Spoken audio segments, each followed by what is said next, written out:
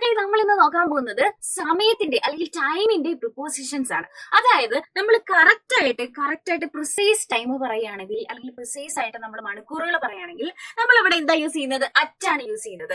At 5 o'clock the programme starts at 5 o'clock. Correct നമ്മൾ ആ time എടുത്ത് പറയാണ് അല്ലെ.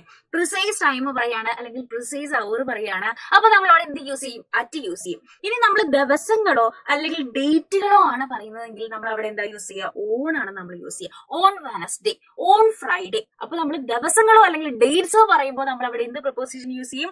ഓൺ യൂസ് ചെയ്യും. ഇനി അതല്ല, നമ്മൾ ആഴ്ചകള്, വീക്സ് അല്ലെങ്കിൽ മാസങ്ങള് അല്ലെങ്കിൽ ഇയേഴ്സ് ആണ് പറയുന്നതെങ്കിൽ നമ്മൾ അവിടെ എന്താ യൂസ് ചെയ്യുക?